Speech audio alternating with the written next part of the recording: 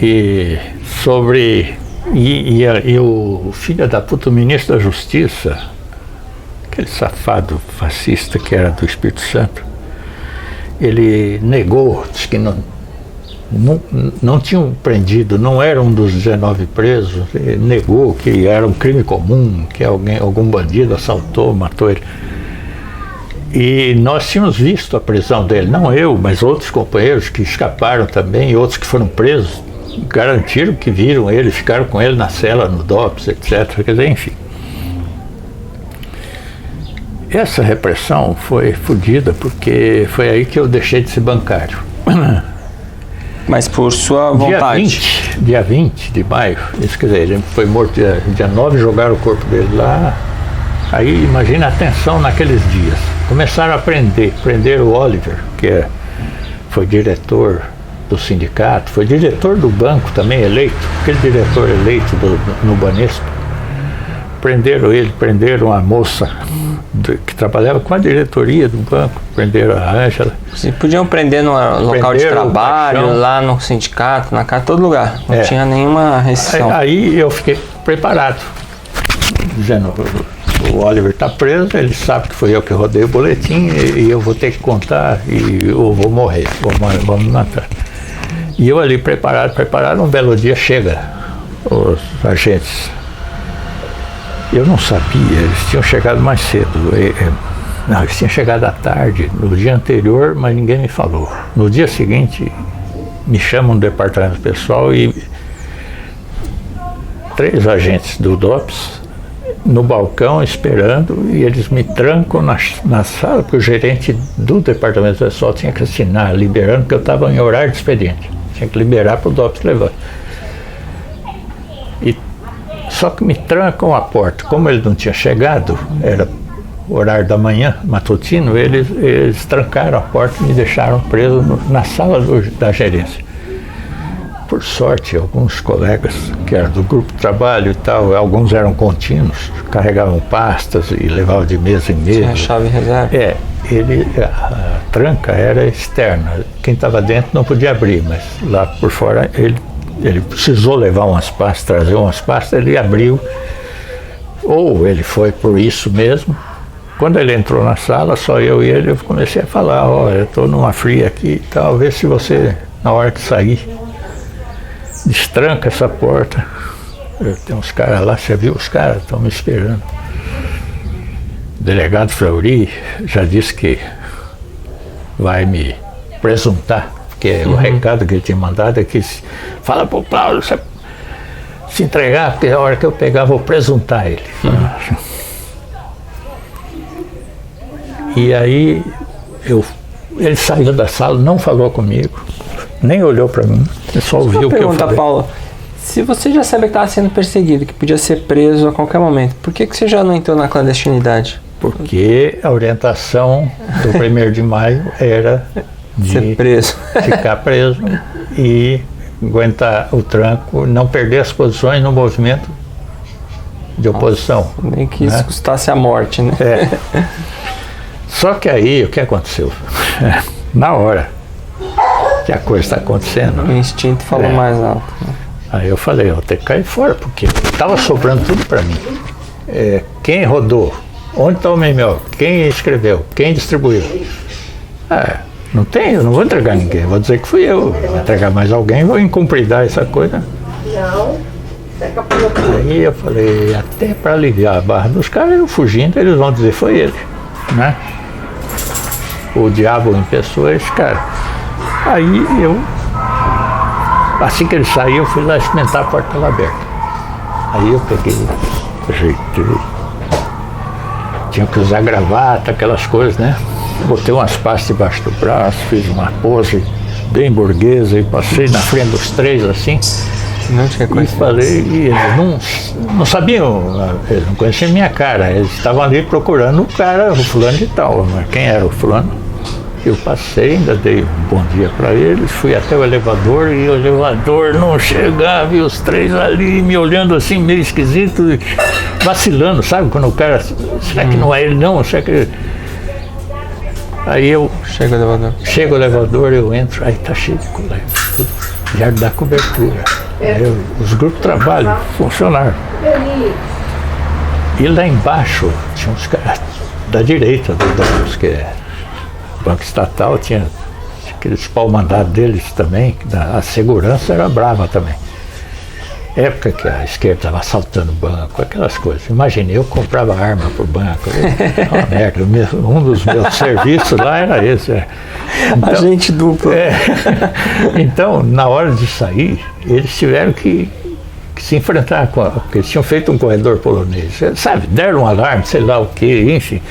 Mas o fato é que eu passei no meio de todo mundo e caí no mundo. Saí ali na Antônio Prado E foi aí que você foi para a Argentina? Então, aí tentei me refugiar em alguns lugares, não fui bem recebido, a família não quis segurar.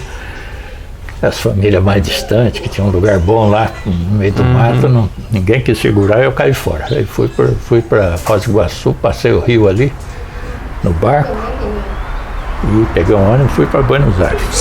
1970. 70 e... Estou confundindo. 70, 70. Bom, aí quanto tempo em Buenos Aires? Nada disso. Duas coisas completamente. Caí na clandestinidade. Tá? 3 anos. 3 anos, aí tive que... Foi assim que eu virei coureiro, a indústria do couro. Carteira nova de novo. Né? Nome...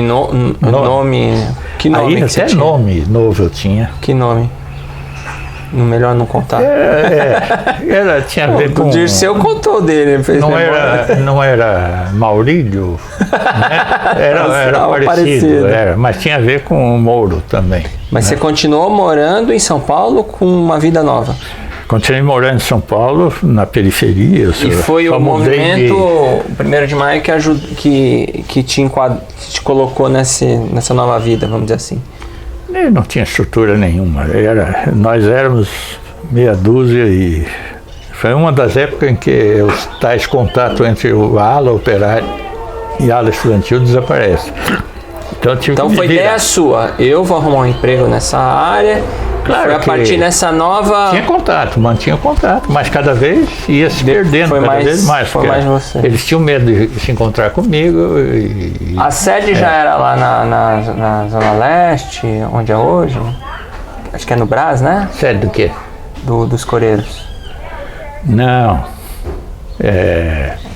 Era na Senador Queiroz.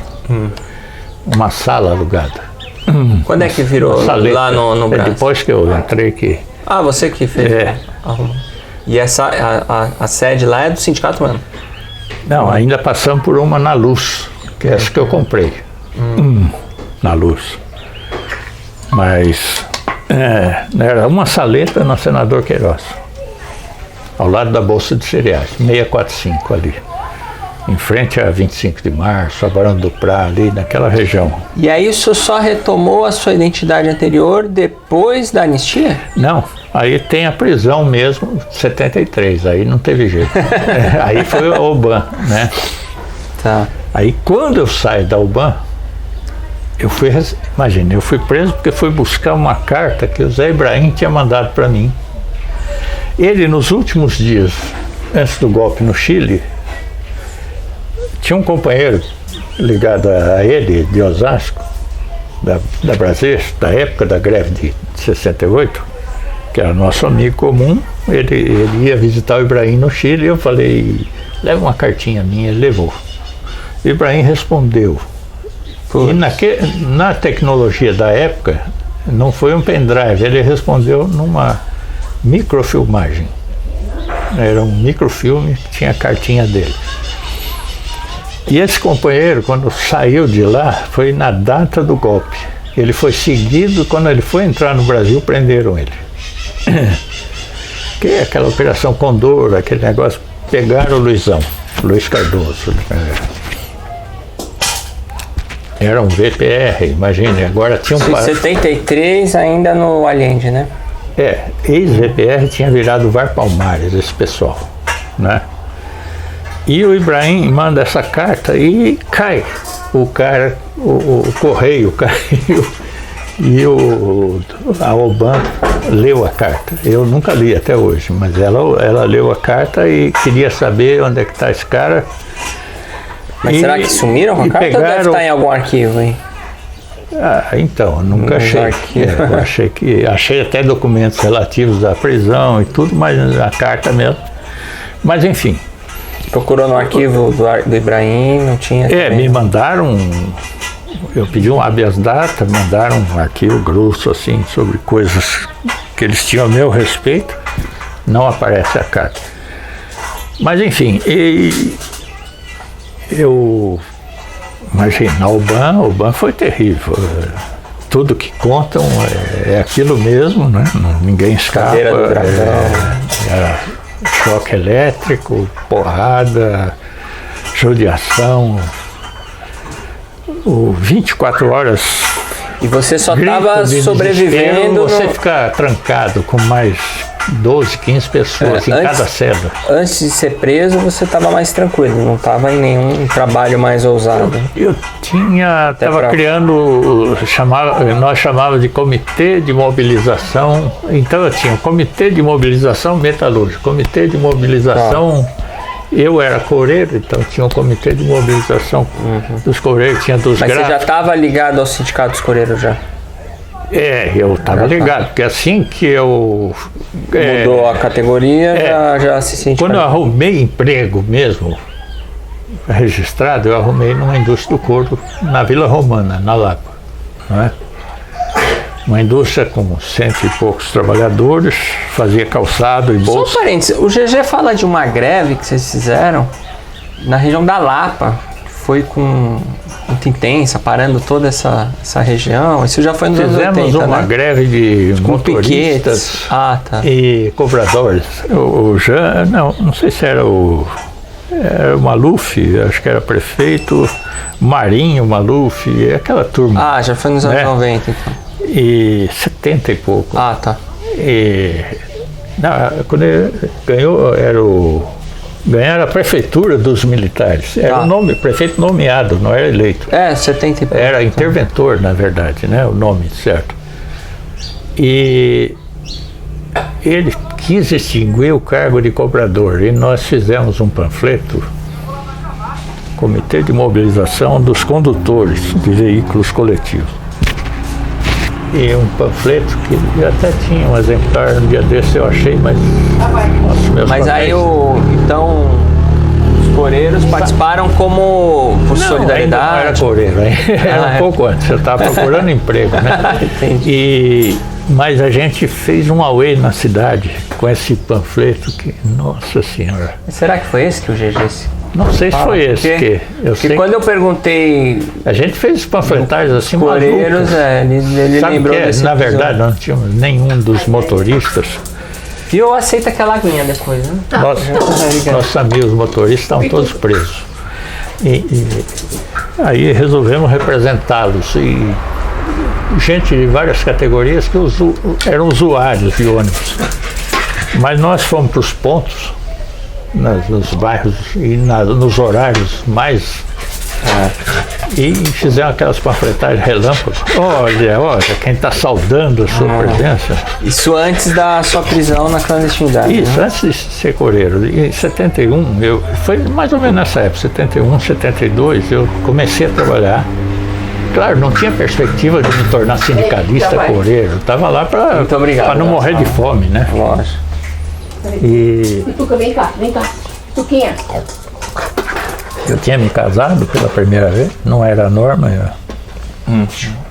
A sua primeira esposa não sabia uma situação parecida com o Dirceu. Você, no primeiro casamento, assumiu a personalidade da clandestinidade. Eu usei o mínimo possível, como eu não era da luta armada, a identidade era só para arrumar emprego, para sobreviver. Porque não tinha vínculo, não tinha ninguém que me dava nada. Não foi como o Zé Dirceu, que nem o filho, nem o único dinheiro que eu ganhei de organização foi quando eu encontrei esse pessoal do POC Combate chamava, em Buenos Aires, andando numa rua, encontrei o presidente do Centro Acadêmico da Geografia, que eu sabia que era do POC.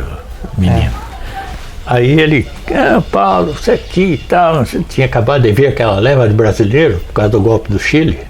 Buenos Aires encheu de brasileiros que eram os refugiados do Chile, que foram para a Argentina, uma parte para o México, outra para a Suécia, mas alguns Você foram. ficou quanto tempo em Buenos Aires? Fiquei 4 meses por aí. Nesse período eu trombo com um menino que era presidente do Centro Acadêmico de Geografia. Aí ele conversa, eu falei, eu estou aqui, mas minha mulher e mais uma prima minha que tinha sido presa comigo lá no DOI-CODE. Eu falei, estamos numa merda aqui, porque a família não tinha dinheiro, nós trouxemos um pouquinho, acabou. Ele na hora tirou $200, me deu assim. Eu falei, mas esse aqui é eu até fiz uma brincadeira, né? Porque eles tinham sequestrado o dono da Alpargatas. É um grupo argentino, né? O Bunge Born. Eu falei, esse é do sequestro do Bunge Born. Eu até, Paulo, não fala nada disso que é perigoso, tá? Eles faziam um trabalho assim, eles apreendiam um caminhão, roubava carga de alimentos, ia para um pueblo jovem e bairro, periferia, e entregavam, faziam uma de Robin Hood, roubava dos ricos e dava para os pobres. Nem preço popular, é doação mesmo, né? E foi o único dinheiro que eu peguei de grupo mas aí, organizado. Voltando à sua prisão, quanto tempo eu na precisava Albânia? Trabalhar. Eu fui trabalhar e tal. E assumiu a identidade. Quando eu encontro o Luizão, exatamente o cara que vinha trazer a carta do Ibrahim, saindo para o almoço da fábrica. Trombo com ele. Meu Deus do céu, o cara aqui, seguido, o cara. Pensei que estava morto, estava preso. Não, eu estou aqui e tal. E aí conversa. E o Zé Ibrahim? Não, ele está na Suíça, está não sei aonde, está na Bélgica. Não, agora ele está no Chile. Puta, ele está aqui no Chile, tá. E eu estou indo para lá. E foi quando eu, imagine, logo depois esse cara é preso e ele que vai no ponto com os caras para me pegar. Bom, enfim, saí. Então você foi preso fora do Brasil? Não, fui preso ali em frente ao Parque da Água Branca, no Jumbo Elétrico, parece que ainda existe um supermercado bem perto. E eu tentando escapulir no meio das gôndolas, e os caras me cercaram. Gritavam, terrorista, terrorista. Puta, imagine, eu que era terrorista. Me cercaram, o cara meteu o revólver na minha orelha assim, espirrou sangue. Não é o cabo, o cano e a mira bateu assim e rasgou. Porque quando eu cheguei no DOI-CODE, com o capuz estava ensanguentado por causa da orelha. Aí chega lá também, aquilo é bobagem. Quando eu cheguei na cela, todo mundo estava com a orelha ensanguentada, mas por causa dos choques elétricos, né? O pênis e a orelha, que eram aqueles locais. Quanto tempo preso? Foram dias, uns 30 dias, mas o pior que levaram essas duas mulheres que estavam da minha vida na época, essa minha mulher e uma sobrinha, filha daquele ferroviário. Não tinha nada a ver. Tinha a ver que, né, ela estava querendo namorar esse rapaz que trouxe a carta, por isso que ela foi lá na esperança dele vir. Ficaram 30 dias também ou saíram antes? Elas ficaram menos, mas elas foram mais judiadas do ponto de vista moral, né? Que elas foram abusadas. E eu, por mais que os caras eram esquisitos, esse Ustra era o capitão Birajara. Ele era gay, sei lá, enrustido. Bolsonaro, esses caras são foda, eles são homofóbicos, mas são não se assumem e fazem malvadeza, né? E esse cara ficava mexendo na gente. Mas isso eu esperava, eu já tinha ouvido relatos 1000 vezes pior do que eu passei. Então, no fundo, quando eu vi que elas saíram, que eles libertaram elas, para mim foi um alívio que eu vou te contar. Enquanto elas estiveram lá, era um terror. Aí você reconstituiu sua vida nos Coreiros. Surpreendentemente, eu tinha que me apresentar na empresa que eu trabalhava. Eu achei, agora acabou minha carreira nos Coreiros. Eu tinha acabado de ser eleito para a diretoria do sindicato. Eu fui preso no dia da posse. Era o 6 de outubro de 73. E aí ia ser dispensado. O que eu esperava? Não é? Você já... Uma prisão dessa, por mais que tenha estabilidade desde a candidatura, mas eu não fui tomar posse, perdi a posse, não sei o quê, quer dizer... Bom, foi para a empresa e que... Quando eu chego na empresa, olha que surpresa, aquela eu não esperava. Meu patrão, a firma chamava-se Optimus, fábrica de bolsos e calçados. 120, 130 operários quando tinha produção de exportação. Aí eu chego lá pensando, vou dar baixa. Só estou vindo aqui para dar baixa, eu não ia discutir com eles. Que eu era sindicalista, que eu tinha estabilidade, eu nem tinha assumido. Fui para pegar baixa. Aí ele me chamou numa sala, seu Istvan Kalman, judeu, húngaro. Falou, Paulo, seu emprego está aí à disposição, volta aí. Falei, mas como? Você está sabendo o que me aconteceu? Estamos sabendo, os homens vieram aqui e tudo. Falamos bem de você, que você era gente séria, gente fina. Não, mas não adiantou muito, me deram as porradas lá assim. Aí ele falou, deixa eu te contar, Paulo, não conto isso para ninguém, mas eu já fiz o que você está fazendo. Só que ele era um cara rico. Ele vivia na casa de massagem ali da Rua Catão e tomava uísque só do bom e do melhor. Mas ele tinha sido militante na Revolução Húngara lá dos Conselhos em 1956. Meu Deus. Mais tarde, eu vendo um livro sobre esse assunto, encontrei o nome dele na lista. Seu patrão. Aí só uma dúvida, o teu pai migrou quando mesmo? 1927. Tá. A Lituânia não era parte dos países socialistas. A Rússia não tinha conseguido, só depois da Segunda Guerra. Bom, aí voltando ao seu patrão, e aí você nem voltou a trabalhar, já foi... Não, voltei a trabalhar. Mas e o sindicato, você tinha perdido a posse? Fui lá com a certeza de que tinha ido baixar a carteira, só. Eu preciso baixar a carteira para arrumar outro, né? Mas agora eu precisava da experiência para não cair muito o salário. Eu já tinha uma profissão, eu tinha voltado a ser encarregado de produção. Não era pouco. O USP você nem mais voltou, né? As aulas lá nem que sabemos. Não tinha voltado porque eu tentei. Aí disseram que eu estava jubilado. Tá. Aí fiz de novo vestibular e passei. Inclusive foi o primeiro lugar lá. Lá na história? Na história, 75. Trabalhei com uma figura fantástica até. Então você pegou as mobilizações em 77, né? Não, eu já tinha desistido. Em 75 eu não sabia que tinha passado a ser semestral. Ah, tá. Eu achava que era anual, porque quando eu saí era anual. Em 70 eu saí era anual. Voltei em 75, até hoje. Eu não fiz a matrícula no meio do ano. Tá. Eu achei que a matrícula... Jubilou de novo. Jubilou de novo.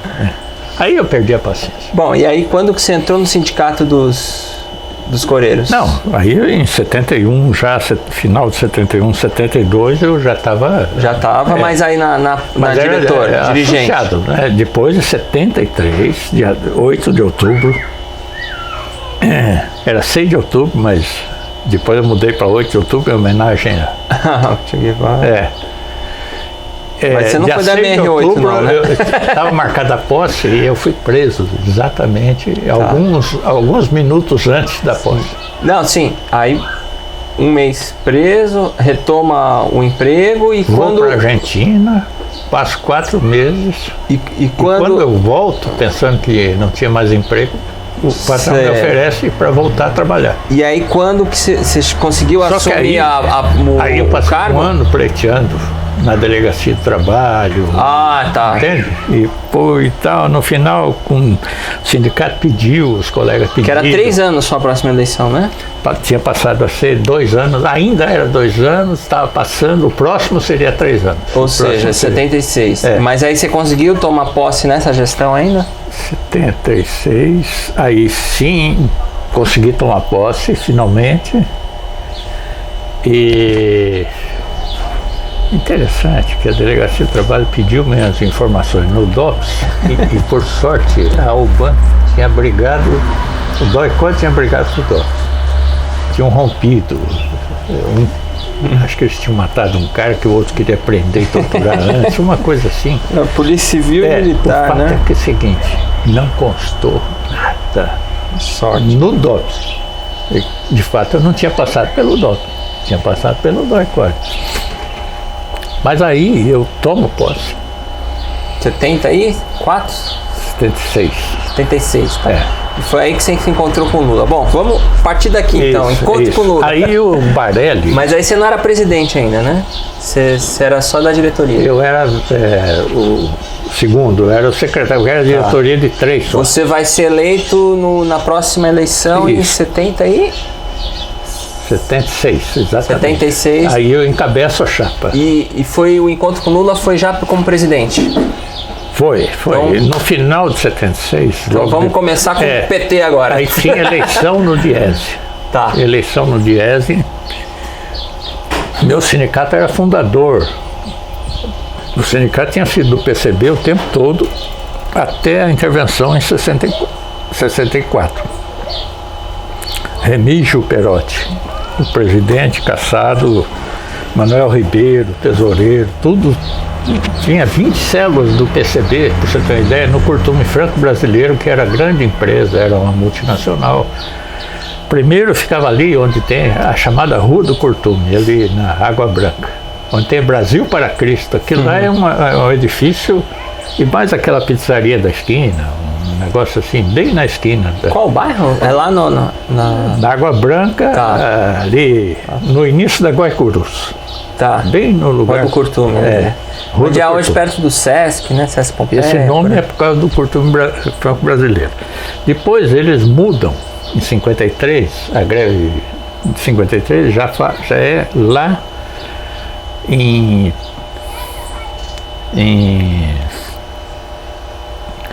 depois de Itapevi.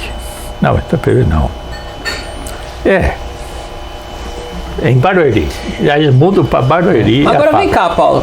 Você praticamente não teve contato com a base, assim, né? Porque estava preso. Ou quando você virou dirigente... Quando eu tirava férias, ó, como é que eu fazia? Porque o sindicato não liberava só o presidente.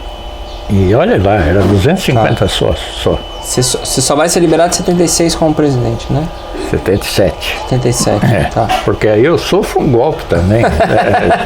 Eu não conhecia o estatuto sequer direito. Porque eles não tinham. Tinha uma única edição, estava no cofre e o presidente não mostrava. Tá. E a gente confiava, né? Mas um dispositivo era o seguinte: o presidente é escolhido depois. Não importa quem encabeçou a chapa. Aí eu encabecei a chapa, fiz a campanha naquele sócio que havia e que eu era o futuro presidente. 250 aí quando sócios fomos só? tomar posse, 250 sócios, imagina.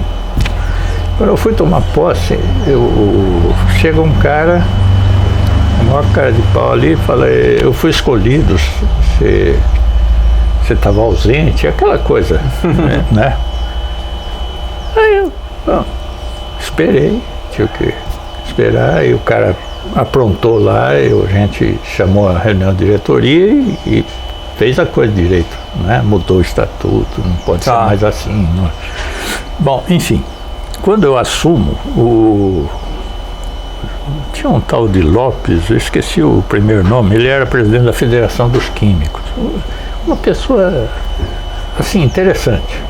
Não, eu não pelei com um burocrata, estava lá não sei quantos anos, para chegar a ser presidente da Federação dos Químicos, você imagina.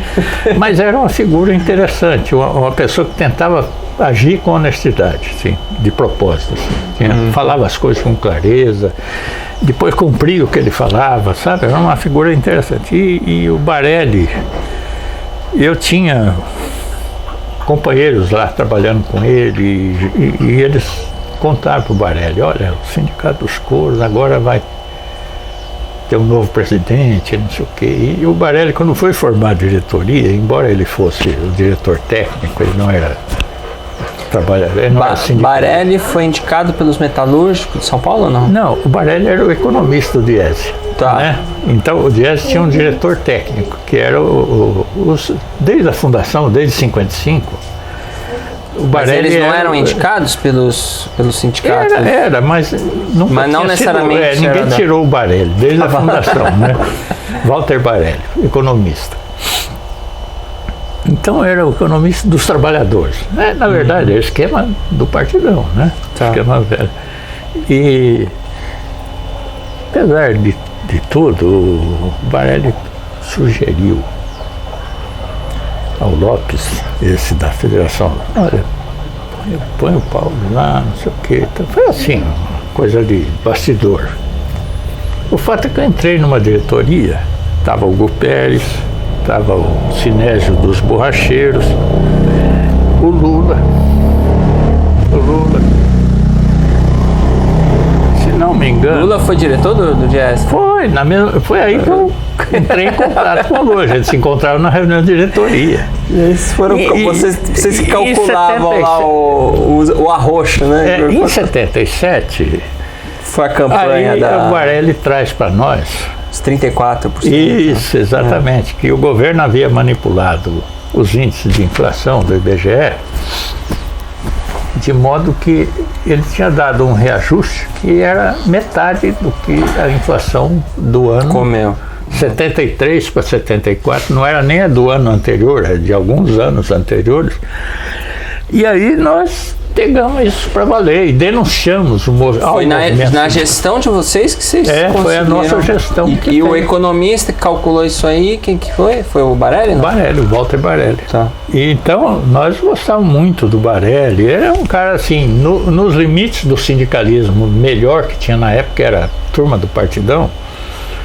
Ele era uma figura que fazia jus àquele nível. Evidente que depois que o sindicalismo virou uma coisa mais forte, inovadora, revolucionária, o Barelli ficou para trás. Mas naquele momento era uma vanguarda, digamos assim. Era a vanguarda possível. Não tinha acontecido a onda de greves ainda. E eu estou impressionado que menos de 3 anos da sua inserção nos Coreiros, você já estava com a alta cúpula no Diese. Calculando, você já estava todo já passando assim. Bom, você já tinha passado pro Cana, né? E eles não, né? Algumas coincidências. Que nós tínhamos um companheiro importante no Diese, que era o contabilista do Diese, que fazia o balanço, ele que fez o plano de contas, de modo que tudo funcionava. E ele era um militante trotskista, junto conosco, né? Então ele tinha ali, o Barelli era o chefe dele e tal, eu comecei a frequentar, eu usava muito